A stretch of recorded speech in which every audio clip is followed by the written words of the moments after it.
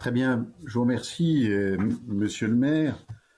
Et ce rapport sur le développement durable a un mérite, et c'est le mérite d'égrener une foule d'actions concrètes et qui relèvent d'un grand nombre d'indicateurs, lesquels sont très disparates.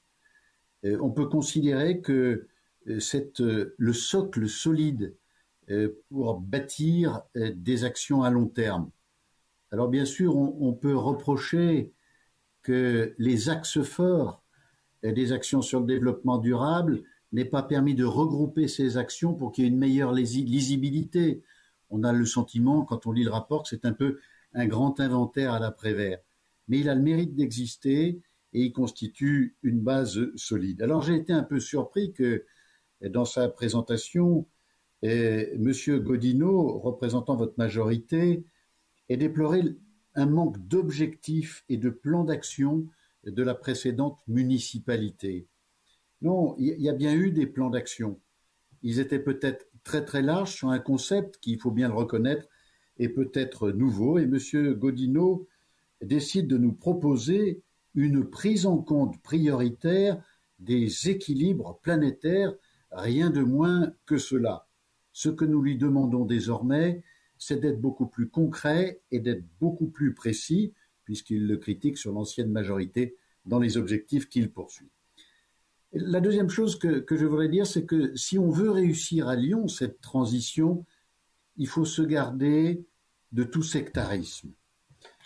Vous avez créé un conseil de la transition écologique.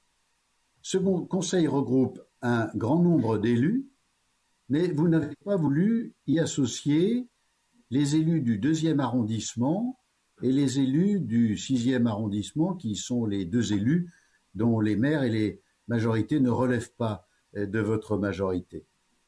Moi, je pense que c'est dommage.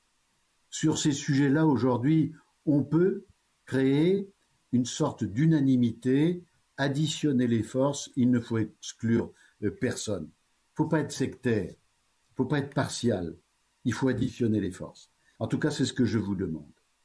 Et puis enfin, si on veut que l'année prochaine, notre débat ait du sens, il faut que vous nous précisiez un certain nombre d'indicateurs.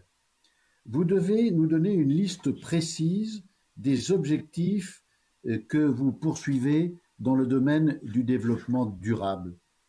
Vous devez annoncer une liste très concrète des actions que vous entendez mettre en œuvre. Mais surtout, vous devez nous indiquer la liste des indicateurs qui vont nous permettre à nous, conseillers municipaux, en séance publique, d'évaluer la mise en œuvre des actions concrètes que vous entendez engager. Et c'est assez facile. Dans le domaine de l'environnement, on peut mettre en place des critères qui sont des critères très objectifs, les plus simples, le nombre d'arbres ou d'arbustes que vous allez planter, l'augmentation de la variété de ces plantes, car on sait que c'est par la variété des plantes choisies que l'on peut apporter une véritable transition à la fois sur le verdissement visuel, mais aussi sur la capacité de ces arbres à purifier l'air ou à amener de la fraîcheur et de l'humidité. Lyon est une ville très bitumée. Il faut que vous nous donniez un certain nombre d'indicateurs. Quelle surface allez-vous débitumer? À quel rythme? Par exemple, la quantité de produits alimentaires qui vont provenir des fermes et des vergers urbains que vous entendez développer. Voilà, ce que nous voulons, ce sont des chiffres, de manière à ce que le prochain débat au conseil municipal ne relève pas la critique de ce que disait M. Godino sur la majorité précédente. Nous voulons discuter sur les actions concrètes que vous menez, sur les objectifs que vous poursuivez, sur les indicateurs qui nous permettent de les évaluer. Et je le redis et je termine par là, si on veut que ça aboutisse, il ne faut pas le faire dans un esprit sectaire. Très brièvement, Monsieur le maire, moi je partage ce que vient de dire Monsieur Godino.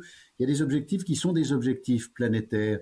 Et pour bien connaître les organisations internationales, je pense que ces objectifs internationaux et planétaires n'ont de sens que si nous sommes capables, nous, dans nos collectivités territoriales, de les traduire de manière très précise sur des sujets très concrets.